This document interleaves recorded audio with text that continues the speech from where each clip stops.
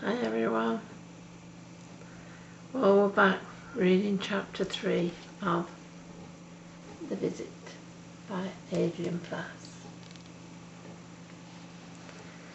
And we left it with a twinkle in his eye when he said, "You can't leave a man with a new arm with no sleeve to put in it, can you?" "Are you coming?" he asked.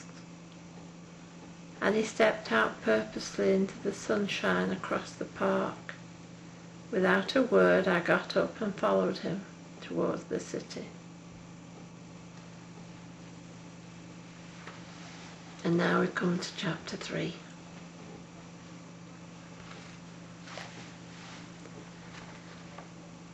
I wanted to see a miracle.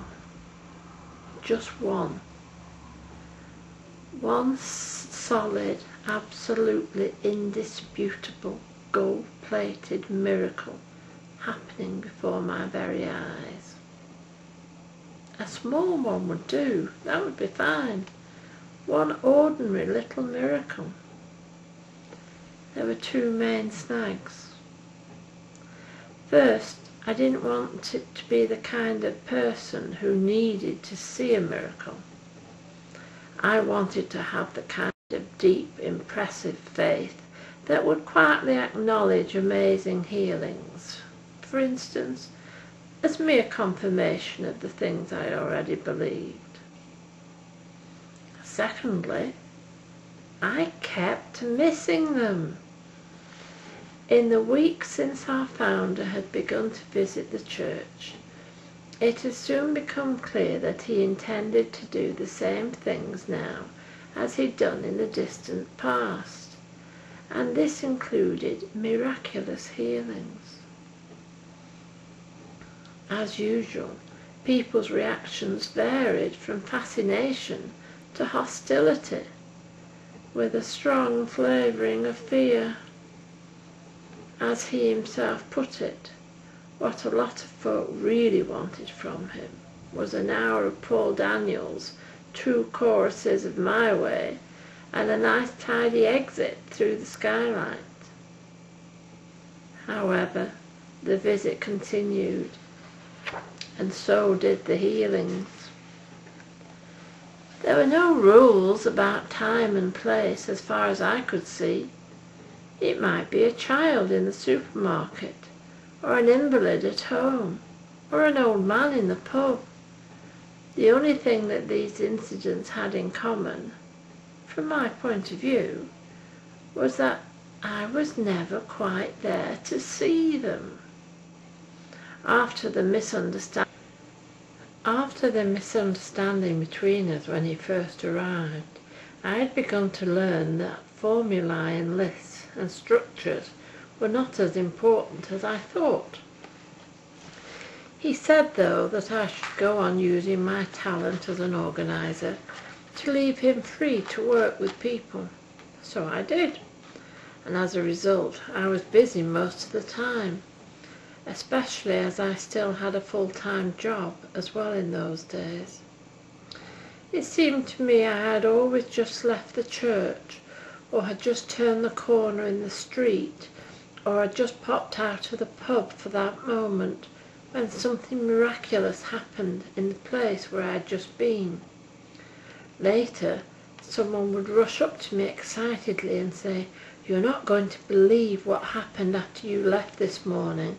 It was incredible," and so on. It became more and more difficult to respond to news of this sort with the right kind of enthusiasm.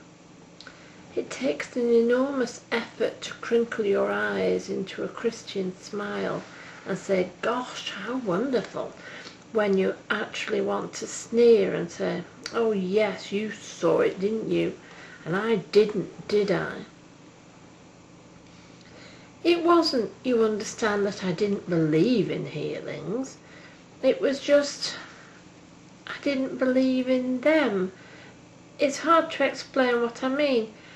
I know some of the people who were made better. I knew them before they were healed, and I knew them afterwards. and clearly something amazing had happened, and I was duly amazed, and more than ready to defend the truth of their experience to anybody. It was just that some part of me, a child frightened of being conned by the grown-ups perhaps, wanted to actually see. Now you might say to me, why didn't you just tell him how you felt? You could have asked him, you could have given you a shout next time something was about to happen. And I agree with you that that sounds a reasonable suggestion. The fact was, though, that he was no easier to predict or pin down than he had been during his first visit all those years ago. I could never be quite sure how he'd react to questions or comments or people or events. Just as I thought I'd established what he would do in a particular situation, he would do something quite different, and even tell me off for saying something that I fondly imagined to be just the right sort of supported comment that he needed. I remember once he was sitting with someone in the small back room that we used for interviewing and counselling. I can't recall now who it was, but he or she had just gone through some awful experience and had asked to speak to him privately. I was sitting in the main body of the church, twiddling my thumbs and waiting for him, when a small group of young children clattered through the front door and said they'd come to see the nice man. Well, he always loved being with children, and I thought I knew him well enough to guess the right thing to do. So in all good faith, I told them to go through to the back and find him. Good faith. Now I'll tell you what I really thought. Two things occurred to me in the following order. First, my common sense told me that the children should wait until he'd finished what he was doing, probably a very delicate and intimate conversation. Right on top of that perfect, reasonable thought came the memory of another occasion when children he wanted to see him and his friends had prevented them. I reached over for a Bible from the pile beside me and leafed through the pages to check the reference. Yes, there it was in black and white. Matthew chapter 19, verse 14. Let the little children come to me, and do not hinder them. A different setting, but the same principle, surely. I wasn't going to get it wrong the way those chaps had. Perhaps I'd even earn a word of encouragement or praise for my thoughtfulness. Wrong again. He was not pleased. The children reappeared almost immediately. They seemed quite happy, but when he finally joined me, he made it quite clear, in his view, my first instinct had been the correct one. My cheeks burn as I remember how at that moment, defensive and flustered, the Bible still opened on my knees, I came very close to quoting scripture to put him back on the straight and narrow. He knew what I was thinking. He always did. And he pointed. That book, he said, is like the Sabbath. It's made for you, not the other way around. It was a point that he made again and again to various people in various ways. He never ceased to be amazed and saddened by the way people seemed to prefer rules and laws and set ways of doing things for what he once called the organized madness of love. The problem for me was that organized madness could mean doing the sensible thing, or it could mean stepping out and walking on the water. I kept getting it wrong, and that's why I wasn't keen to bring up the subject of miracles. I had an uneasy feeling he would see straight through my question and produce one of his own, something like, "Who do you think that I am?" The strictly honest answer to that question would be, "I'll tell you when I've seen a miracle." In other words, I suspect that the root of my problem might be plain old-fashioned doubt. The whole thing came to a head when my elderly mother was sent home from hospital after exploratory surgery revealed that she had inoperable cancer. She was given a month to live, and she had only me to spend the month with. So I installed her in a downstairs room and arranged time off work to be with her. My relationship with my mother had always been an area of pain and guilt for me. As far as I could gather, she had put on disappointment and pessimism like a coat when she was a small child, and she seemed determined to wear the coat to the grave. Her only warm memory, or the only one she ever mentioned to me, was of her father, who died when she was 7. She told me in a rare moment of intimacy that the only memory of his eyes shining with love carried her through the years after his death. She was rejected by her mother and later made a disastrous early marriage to my father, who bullied and neglected both of us until his death some years later. She seemed to have made a decision early in her life that was dangerous to be vulnerable, and therefore she would never make that mistake again. As a result of this, I grew up surrounded by negatives and believing, as children can easily do, that I had failed in the task of giving my mother the love that she never got from anyone else. I remember walking to the kitchen after school one day and finding my mother peeling potatoes at the sink. Something about the stubborn misery with which she was performing that ordinary task ripped into me at that moment, and for once my feelings spilled over into words. Tears of anger and self-pity broke up the image of her resigned figure as I shouted through the clenched teeth, "I'm sorry! I'm sorry, Mum! It's not my fault! It's not! It's not! I'm here too!" It was the only occasion I can remember her touching me.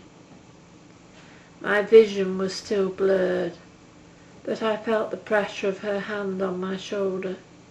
And strange as it may seem, the moment of communication, wordless though it was, allowed me to forgive a lot of discouragement and apparent lack of affection that I suffered in the following years. And now she was going to die.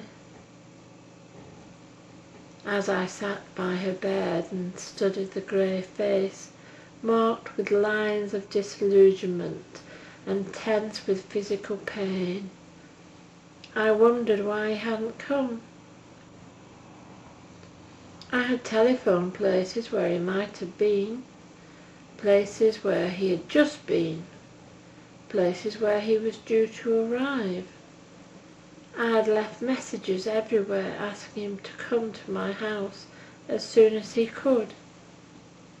And still he hadn't come. The thing that hurt me was that he knew anyway. He must know. He knew everything. At any rate, if he was who he said he was, he knew everything. Realizing that she had passed into a real sleep at last, I made my way wearily through to the kitchen and made yet another mug of strong coffee. My head ached with fatigue and worry as I spooned coffee and sugar into the mug and poured boiling water from the kettle. It was as I took my first sip of the hot, sweet liquid that I heard the sound of a man's voice coming from my mother's room. My tired brain whirled helplessly. The doors, front and back, were locked. There was no way in. There was no way anyone could have got in. No way. Suddenly, calmly, I knew. I slowly pushed the bedroom door open, and there he was, sitting on her bed, holding one of her hands in both of his, and saying something very softly to her. I sat down as quietly as I could on the other side of the bed. What was he going to do? He glanced up at me briefly and smiled, then turned back to my mother. She was awake and gazed straight into his face, her eyes wider than I remembered. I stared, fascinated, and moved too deeply for words as her face softened and sweetened, the creases of despair and disappointment reforming into lines of laughter and happiness. And her eyes had become the eyes of a child who knew beyond question that she was loved and wanted at last. Her lips moved, and as I leaned forward I heard her whisper, "Father, Father." Then she turned and looked at me in just the way I had always wanted her to. I took the hand she was trying to lift to me, and just these 3 words, "All right, son." It was an apology, a question, and a reassurance. It was all that I needed. I nodded dumbly. Then she turned back to him and said, "I'd like to see you again." "You will," he said, "soon." Then she died in a room full of peace. Since then I have seen people made better quite dramatically, but nothing has touched and changed me more than those few minutes at my mother's bedside. I had never seen such love, never seen such a healing. I had seen a miracle.